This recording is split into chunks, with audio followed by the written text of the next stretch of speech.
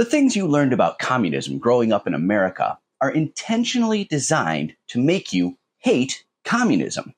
This is because learning about communism in a pro-capitalist nation is a lot like trying to learn about Islam from the Catholic Church.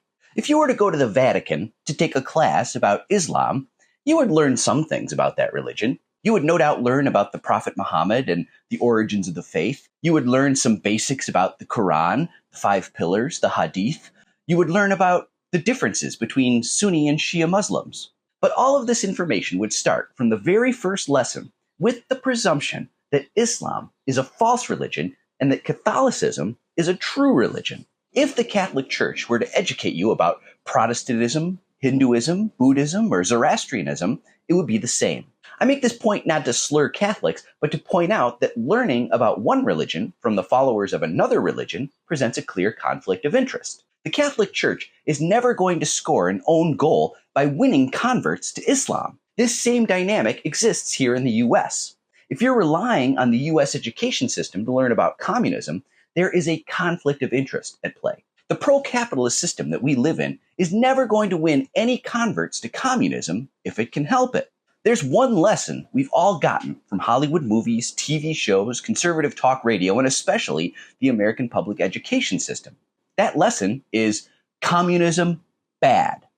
Part of the core American identity built over the last century is a knee-jerk reaction to the very word communist. It's an insult to call someone a commie. This insult is a way of saying that person you're insulting hates America. I made a post a few weeks back trying to define the term communism in a way that Americans can understand. In simple terms, capitalism is a system where rich individuals own the means of production. Rich people own and control the companies we work for in a capitalist system. By contrast, in a communist system, workers own and control the means of production. Workers own work. This is a simplified but crucial distinction between capitalism and communism. Ask yourself, do we need rich people in our society? Because here come all the pro-capitalists marching into my comment section to tell me I am wrong. These people, weaned on the American anti-communist education system, propagandized to intentionally misunderstand communism, are suddenly experts. They say communism is when the state owns the means of production. Wrong. They say communism has never worked at any place it's ever been tried. Wrong. They say communism always leads to dictatorship.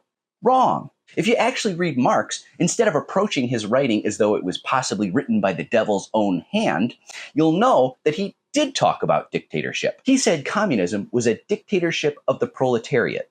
The proletariat is the working class. That's an older word we don't use much these days. Not understanding words like proletariat and bourgeoisie makes reading the Communist Manifesto a lot more difficult. I say that from experience. When I first read it in college, I could barely make heads or tails of what Marx was saying because I didn't understand those words. When you hear proletariat, think working class.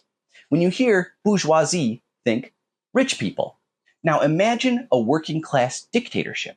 Imagine if the working class had the same control over a nation's policies as a dictator. That's not the same as a military dictatorship, which is what American intelligence tries to impose on any country when the working class gets too close to taking control.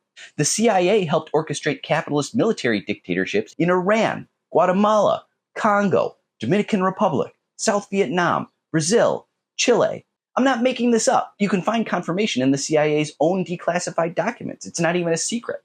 A working class dictatorship would run things in the interest of the working class. Contrast that with what we have now in the United States. I don't think it would be difficult to make the argument that what we have is not democracy, but a dictatorship of the bourgeoisie. The rich own our government.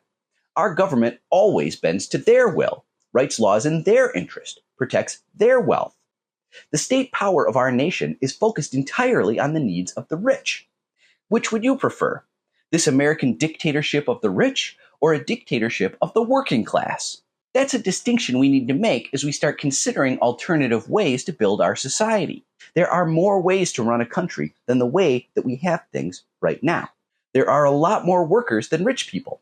It is possible to imagine a society that puts our needs, the needs of the working class, ahead of the needs of the rich. But that is a view that we've been trained not to see by our pro-capitalist society. And that's because the framing of the entire discussion has been plotted in a pro-capitalist direction. Unless you're educating yourself with direct sources, everything you've been taught about communism is designed to make you hate and mistrust it. Because communism says rich people aren't necessary, and rich people own and run our society. A clear conflict of interest. Ask yourself again, do we need rich people? Please like, follow, favorite, repost, and sign up for my free Substack where you can get more detail in every post. Let's make them pay.